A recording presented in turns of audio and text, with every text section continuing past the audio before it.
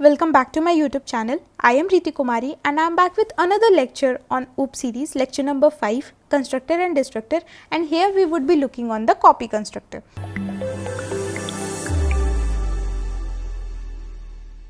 So basically, what is copy constructor? So the copy constructor is basically used to create a new object by copying the members of an existing object. So basically, what does this mean? So we will be looking on this code snippet very closely and then we would be understanding about this copy constructor. But as the name suggests, copy constructor, so anything which would be helping us to copy things. So basically you can think of this like that, ki copy constructor is a constructor which help us in copying the things. Okay.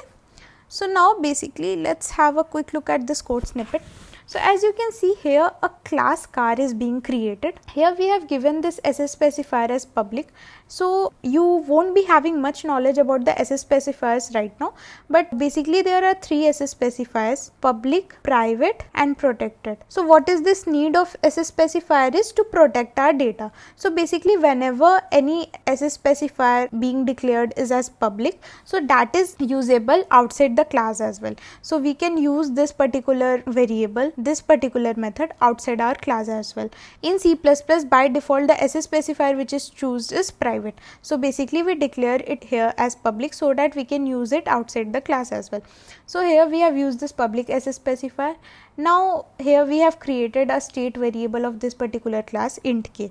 So let's create a car class that is having a variable as k. Now after this we have used a parameterized constructor. So here we are giving some parameters, int a and k is equal to a. So whenever we create any object and we give some parameter, that would be automatically initialized to that particular object being created. Now here we are calling the copy constructor. So firstly we would be looking in this code and then we will be coming back to this code.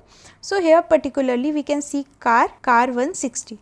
So here object of this particular class car is created, car1, and here it has the variable k. Now at the time of object creation we are giving the value to this particular variable as 60. Now what you can see in this particular line, car2, car1. So basically here the copy constructors comes into the role. So basically here as we can see, we want to assign all the members of this particular existing object to a new object car2.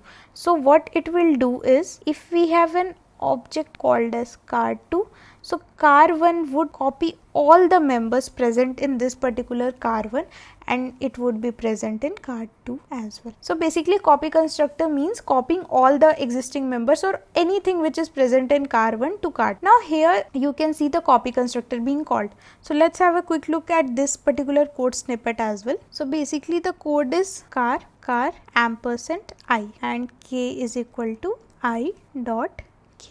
So basically let's create a class car that is having a variable as k. So now let's start with the first line. So here since it is a constructor, it would be having the same name as the class name. So class name is car. Now here we are giving the parameter. So in the parameter there are 3 terms being used: the class name, the ampersand and the object name. So basically here car ampersand I would create an object of class car and it would be also having this variable k.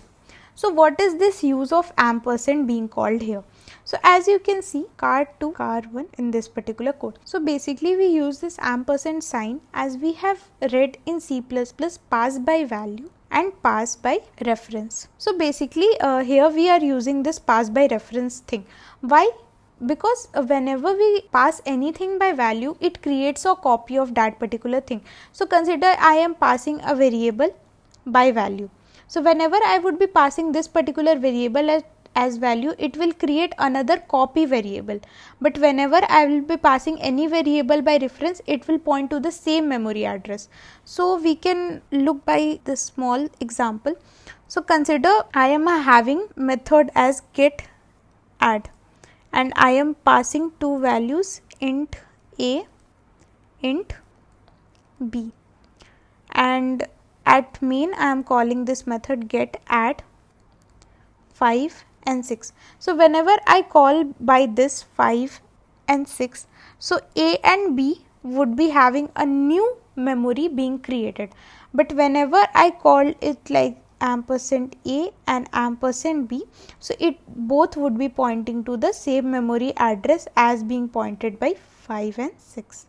So basically in pass by reference they point to the same memory address, and it saves lot of time, because whenever the copy constructor is being called, as it consumes some extra memory and we don't want our memory to be used. Now in this particular case also, if I write it as car I, so basically here class is present here and object is created. So whenever an object is being created, the constructor is being called, and since here we are using this copy constructor, so every time copy constructor would be called whenever an object is being created. So it will go into an infinite loop, because whenever the object will be initialized, it will call the copy constructor.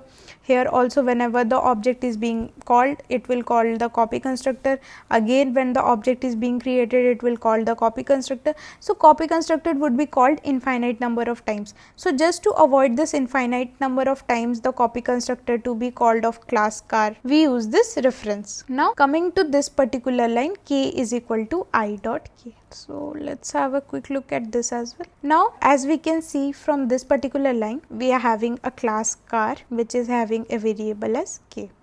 Now we are having an object of this particular class car, and that is also having a variable as k. Now we want to give some values to this particular class car.